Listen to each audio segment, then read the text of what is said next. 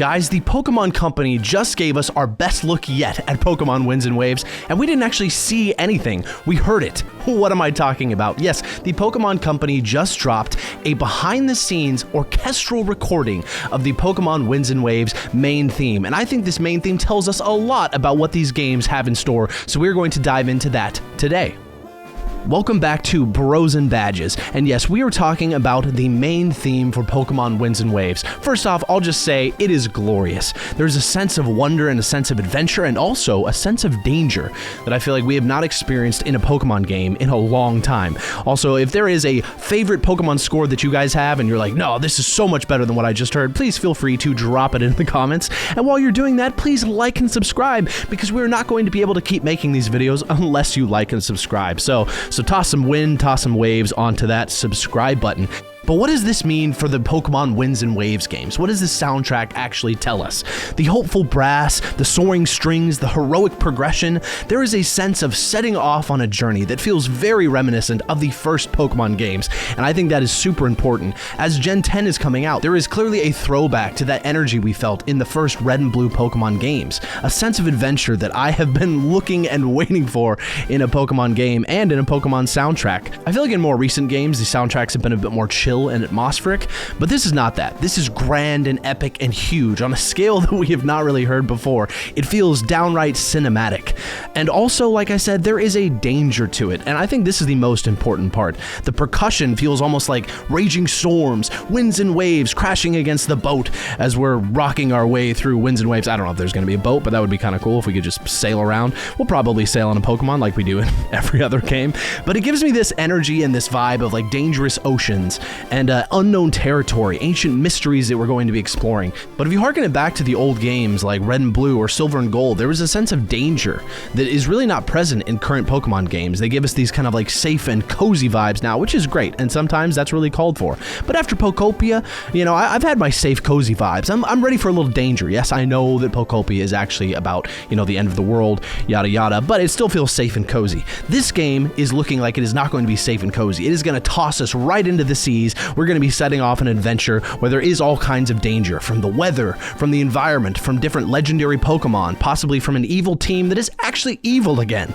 And I also feel like this tells us a lot about the legendaries. Maybe they really are going to be these powerful and scary forces, and even taming them or catching them is going to be a truly epic feat.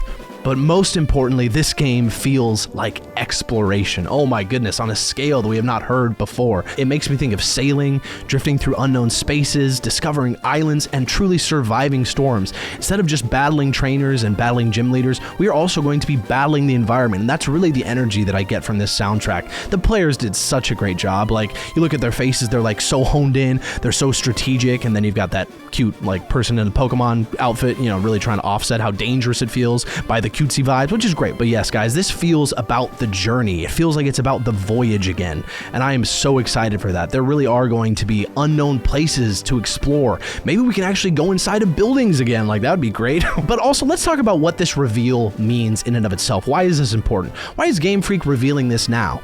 If the games are super far out, like a lot of people think, at the end of 2027, why are we getting this orchestral reveal?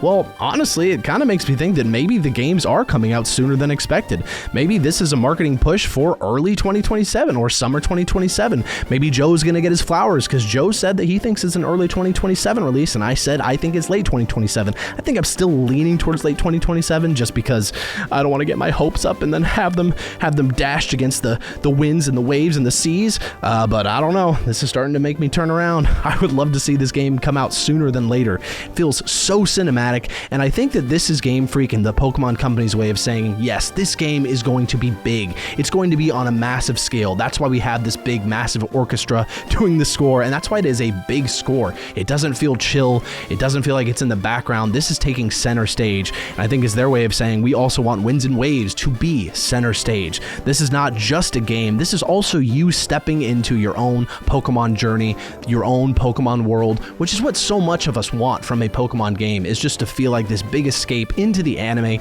into the games, into this new world, into this this new region, and I think this score does it absolutely brilliantly. Again, kudos to the players. I'm just blown away. I'm going to keep listening to this soundtrack. Again, guys, if you have not checked it out, please go do. It's an awesome video, super fun, and it just makes me feel super excited for the games. I can't wait to play them, and I hope that there is an option to just absolutely turn up the soundtrack in this game, because I'm going to be listening to it on full bore. I'm a big fan of music, and for me, music is a big part of games. But guys, thank you so much for checking out this video. If you enjoyed it, leave a like, leave a comment, remember to subscribe, and yes, I do think this is an incredible indicator that these games are going to be big, massive, dangerous, explorative, and also full of awe and wonder. We will see you all on the next Bros and Badges podcast.